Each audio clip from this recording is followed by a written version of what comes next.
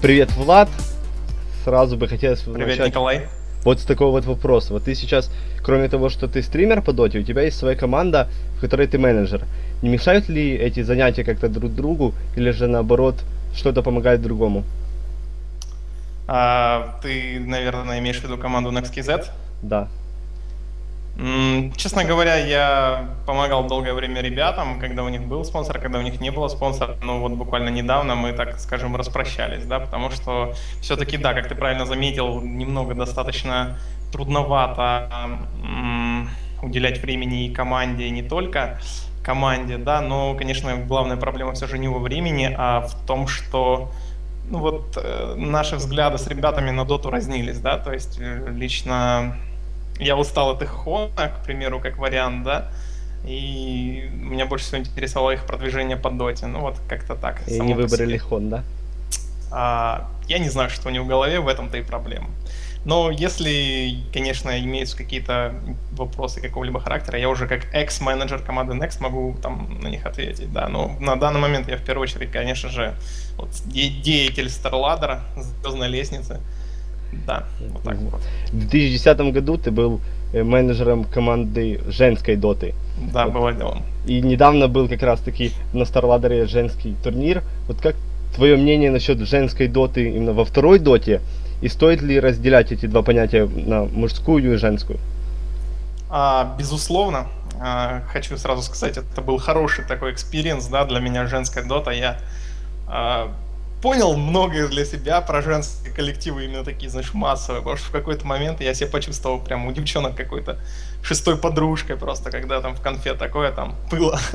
Но это все фигня. На самом деле разделение, безусловно, есть между женской дотой и мужской дотой. Женская дота находится только лишь в зародыше. Надеюсь, мы хоть какой-то толчок женской доты на StarLadder дадим всему этому, потому что, в принципе, это красиво. В принципе, хоть все говорят о том, что девушки намного слабее парней, но разница не столь разительна, как может быть в каком-то профессиональном спорте в виде что-то вот типа бега или плавания. Хотя, я думаю, многие со мной не согласятся, потому что в беге и в плавании разница, процентное соотношение по результатам между женщинами и мужчинами там что-то порядка процентов 20. Конечно, в профессиональной доте разница в скилле будет поболее, но тем не менее. Я думаю, что направление это нужное, его нужно развивать. А если вот, А, я перебью, вот если мгм. миксовать мужские и женские составы, например, там, 3 парня и 2 девушки, возможно ли так или? Это возможно. Практика уже, то есть была, да, то есть команда. Недавно была команда, существовала BFB, Ben's Fuck Buddies, да, вот, с которой состоялась пара датчан, Мерлини, собственно, и там вот одной девочки, я уже даже Саюри, по-моему.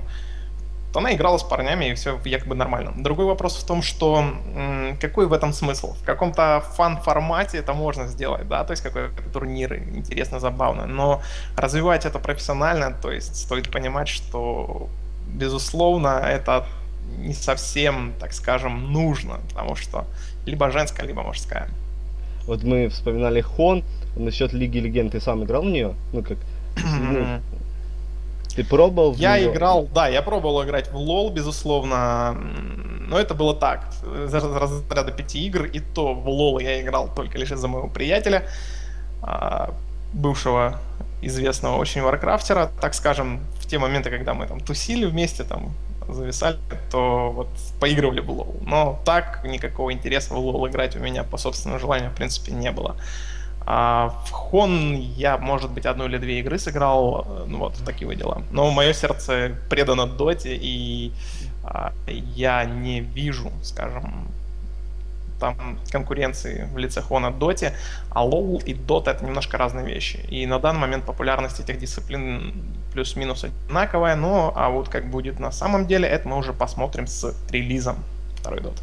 Вот насчет Варкрафта даже, так Варкрафта как недавно даже на СЦ еще был, но потом он пропал, и только там StarCraft.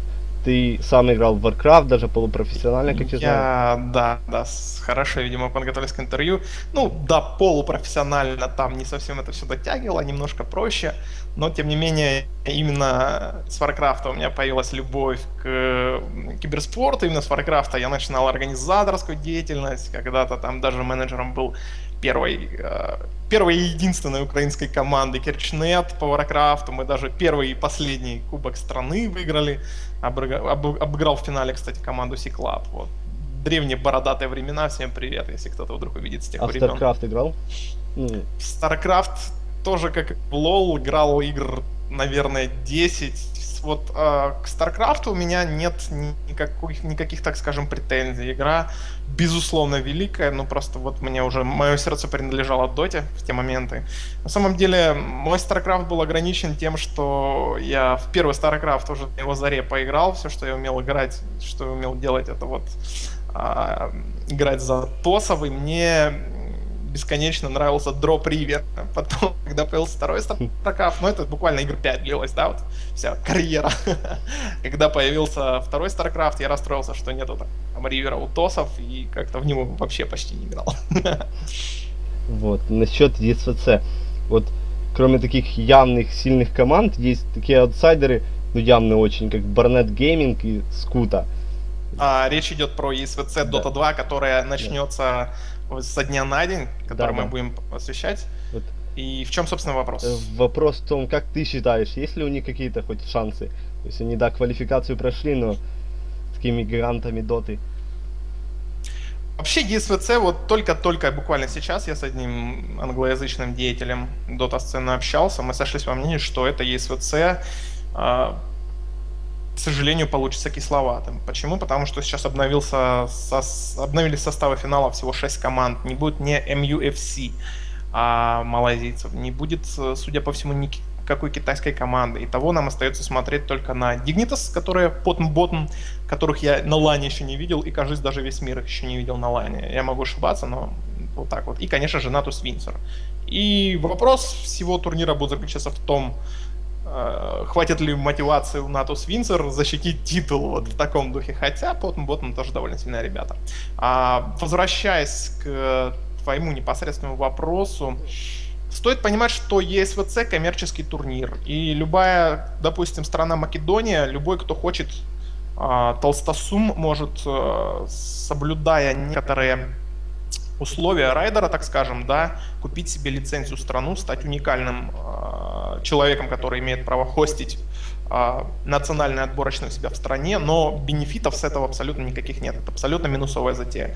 Вот кому жмут там лишние там 5-7 тысяч, чтобы купить лицензию, провести отборы и свозить команду на СВЦ, те делают. Вот не перевелись еще меценаты в нашем мире, это хорошо.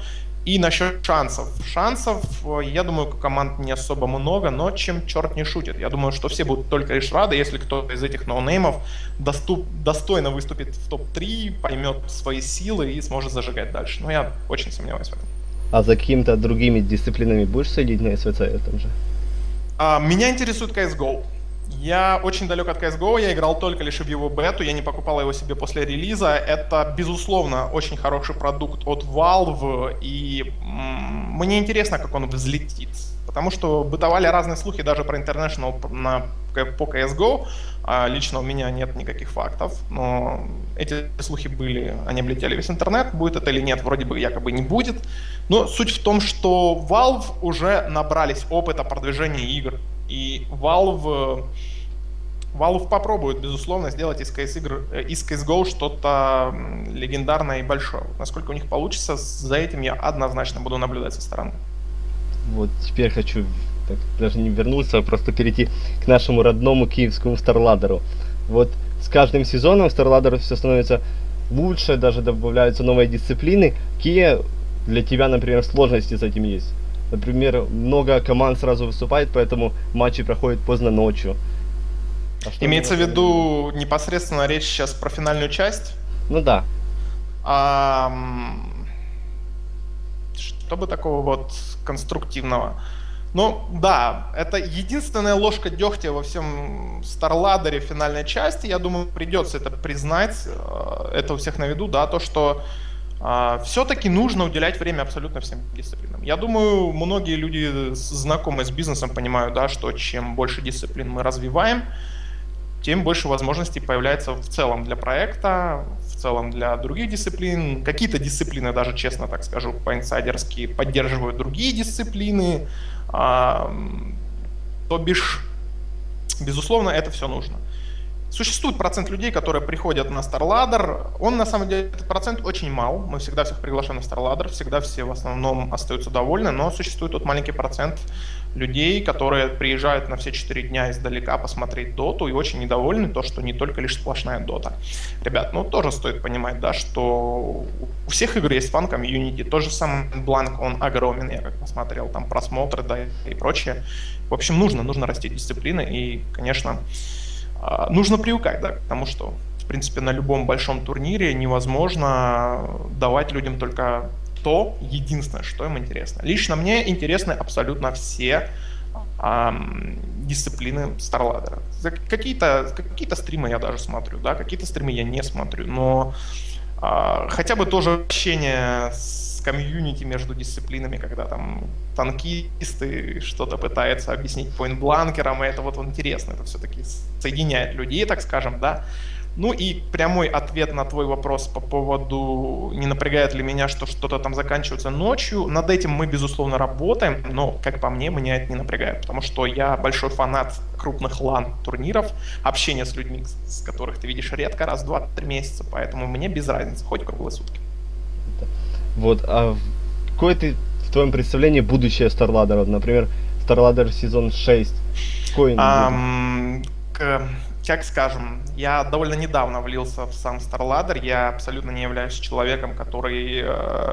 На данный момент не являюсь человеком, который, скажем, является концептологом, да, то есть на данный момент я ни на что не влияю, и более того, я даже не со всеми деталями этими знаком. Но, конечно же, StarLadder будет развиваться в меру возможностей, да, конечно же, маркетинговых возможностей в первую очередь, то есть спонсоров и тому подобное. Ну, естественно, наш главный прицел — это, конечно же, чтобы продукт, который мы даем, с каждым годом становился лучше. То есть есть такая мечта, которую вынашивает руководство в голове, это захостить что-то нереальное, что-то больше, чем обычный StarLadder, и даже, возможно, не факт, что для этого будет задействована арена. Но я не знаю, в каком сезоне это будет ли это вообще, но в целом ход мыслей мне очень импонирует. Еще такой вопрос именно про тебя, как стример. Вот, блин, я даже не знаю, как это сформулировать. Вот формулируй, как хочешь. Ты в своих стримах приводишь статистику. Вот. Уже все привыкли, что, ну, если что-то хотят узнать о команде, всегда появляется Матрикс и что-то рассказывает. Как так получилось, что, ну, как-то эта роль выпала именно тебе? Да, многие считают, что именно я там статист или что-то в таком духе.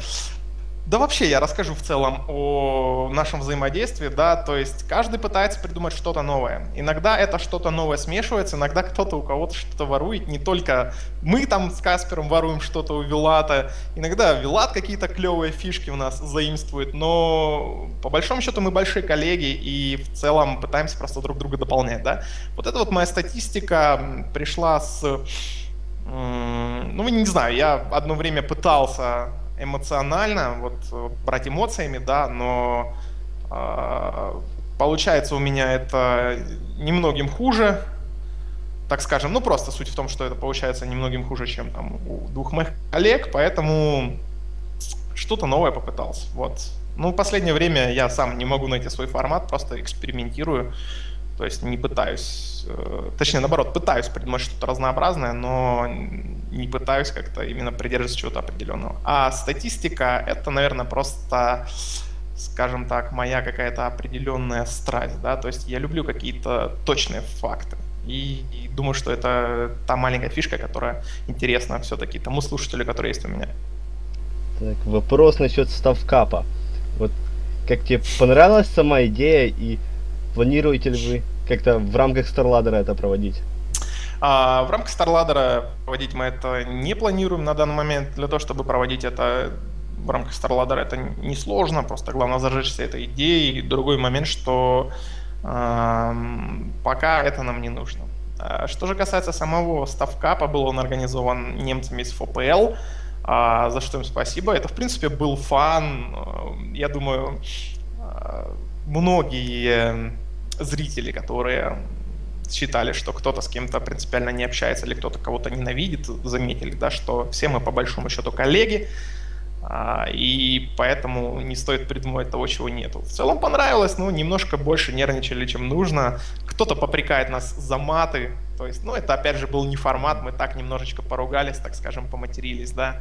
В целом экспириенс хороший. Экспириенс хороший, который лично мне понравился, надеюсь, понравился еще кому-то. Когда повторим ли, я не знаю, но в этом-то и суть, что это было уникальным, и это будет уникальным. Вот так вот. Последний такой вопрос. Вот куда делся талисман и кричалка Старладдера — это нож? Куда делся? Не знаю. Наверное, просто он отжил свое. Контакт в доме, перезарядил шотган, это нож. Наверное, просто свое оно отжило. Может быть, когда-то мы его еще воскресим. Может быть, придумается что-то новое. Но просто нельзя же выезжать на одних и тех же фишках, которые постоянно там вот замусоливать до дыр. Но поверьте, эта фишка по-прежнему в всех сердцах, поэтому это нож. Спасибо тебе за интервью. Есть какие-то пожелания зрителям? Пожелания зрителям? Даже не знаю. Как обычно, передам привет своим хейтерам, скажу, что вы меня подстегиваете становиться лучше, и когда-то тот день настанет, когда я стану очень хорошим. Что в целом всем удачи, и тем, кто конструктивно критикует, и полным неадекватом, и даже тем, кто слишком льстит. Тем не менее, всем спасибо, друзья, смотрите нас, мы будем для вас стараться. Говорю я, конечно же, от лица именно стримеров Старладдера. Третий сезон, конечно, в 4-м сезоне мы попробуем придумать что-нибудь новое. Все, на этом peace.